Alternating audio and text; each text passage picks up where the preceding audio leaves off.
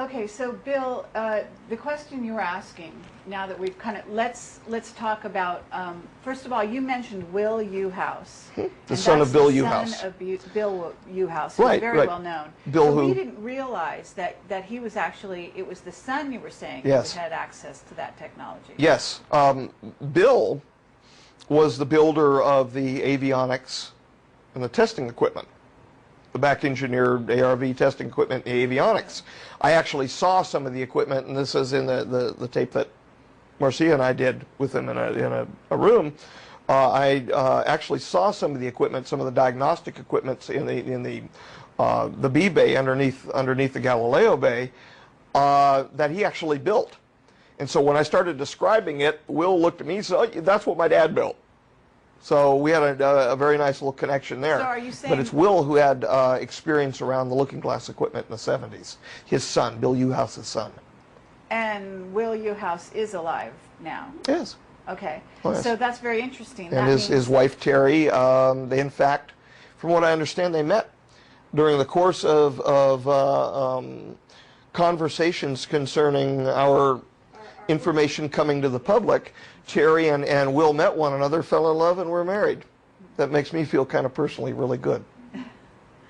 Okay, well, so it sounds like Will knows quite a bit about what makes the ARV run then, if his father had something to do with the back engineering. Yes.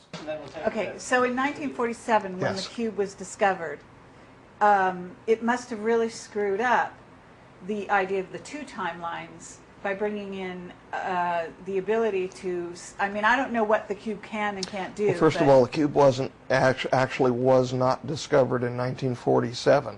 There's a mixture of the stories involved. The cube was actually, the information about the cube, its existence, was known as of 1946. It was further discussed in 1947 after a certain crash in midwestern, lower southwestern state, New Mexico, and following which, during the first brokering for treaties by the Orions with Eisenhower, the cube was handed to Eisenhower. It was in fact expected to go to the United Nations authorities, and it was in fact spirited away by the United States military. Okay. They didn't hand it over. So, but the way you're talking about the cube is that it sounds like it connects emotionally with the viewers in a sense. It does, and the fact that it was handed, it was actually Orion technology. Okay. And it was handed over by them in the spirit of goodwill, but a misassessment as to our evolutionary state, our ability to handle the issue and handle the equipment. They felt us more balanced than what we actually were. Okay, well this is, I mean, this opens almost Pandora's box in a sense of United States history. That is Pandora's box. Yes, and I'm not exactly certain what was seen relative to the cube for 9/11. However, the analysis which I was asked to do, of course I've paid the price now that I've actually done it. Again, people don't want to hear the answers that I came up with, but the analysis that I did indicated that certainly there's at minimum a great suspicion concerning the delay of response. And the information that I have directly from one of the former seated members was in fact that we were aware, but this was looking glass technology, not the cube. I understand. That we were aware as of the middle 1990s that there would be a coming Islamic extremist war with the United States. We were also aware of certain alternative situations that they used the statistics from the looking glass, from the variability between the different pictures, to show that would be occurring at the same time, another probability at the same time. And from their perspective, that the least of the two consequences was 9/11. I am aware of what the other possible consequence was. I'm not willing to come out and start mentioning it because I don't know what the consequences are of speaking the things that have not thus far happened, yet the probabilities existed that they could. Yeah. No, So, I hear so you. I'm feeling a little bit, there's a little weight when it comes to that. But Okay, you're saying, though, that the looking glasses have been, as you called it, decommissioned. yes, ma'am, And that means across the board. across the board, Okay. they are shut down. And you said there was 50 man-made devices, and I'm assuming I said at least 50. that would access or create stargates, in essence, out of natural vortexes. Yes. And It would some of, suck them in or make but them if you have available to looking them. glass, and a looking glass is not the same as a stargate. No, a looking glass is a back-engineered form from the original cylinder seal descriptions on how to build the units that they made Stargates. So in essence, you could take a looking glass Yes. unit and make a couple changes to the equipment, Okay. lift it up on an angle, Okay, put field posts around it, and open up a hole to step through. sure. Okay, but the looking glass can show you the future.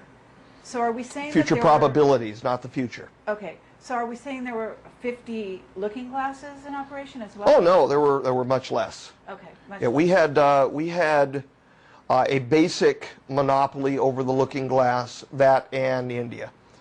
India brokered early on with Indira, when Indira Gandhi was brokering the Committee of the Majority between the United States and the Soviet Union, because the Soviets were threatening to start their own treaty system up with the extraterrestrials, which would have become untenable.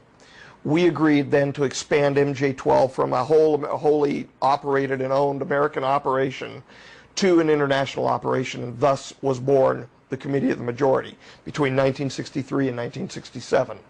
And when that information was brokered, that happened in parallel with, kind of under the table, but in parallel with the United Nations treaties involving things like the Test Ban Treaty and the Outer Space Treaty. And so it was being done at the same time under cover of UN support. The diplomats were going back and forth and brokering the opening up so that the treaty system would be a single treaty system and thus tenable and manageable to hopefully a good outcome. And we'll be knowing within the next few years whether that was successful. Okay, so this is really fascinating. You're saying that some other countries, India for one, had access to looking glass technology. Yes, ma'am. As They far back had that as- written in as far back as the 1960s and 70s, when it was actually being back engineered from the Stargate material. And so at the same time that Will Newhouse, for instance, was looking at the early generation looking glass, India had the same. Okay, and are you at liberty to say what other countries had access to that? To the information or to the equipment? To the looking glass, to a looking glass, or the ability No. to create a looking glass and look at time, look forward into their own histories. No, Is because that without exception? And I'll tell you why the answer is no. Within the treaties, the looking glass, as well as the Stargates, as well as the cube, and information movement pods, are all contained within the treaty system. Within that treaty system, it also prohibits and allows certain passage of information amongst delegates on where the looking glass material is and where the information flow is, what the access is. Being that I stood in Bandolier, I'm considered a delegate, therefore I cannot tell you. Okay, so you can't tell me who has No. access to that technology. Aside from India and the United States. Right, okay. No. So, but we can assume that some countries, perhaps, that is the leadership of some countries, may have had access to this technologies at some point. I think that it's fair to say that we can assume that they had access to the information from it, but I see. I wouldn't place any characterization over any assumption of whom may or may not have had it. Okay. All right, well, I thank you for the question, though. Okay, but it also gives you a whole different way of looking at history. I mean, certainly. Indeed it does. You know, I mean, this stuff is got to be, you know, as natural to you as, you know, getting up in the morning, you know, and having a cup of coffee. This is all part of your worldview. Now, there's nothing as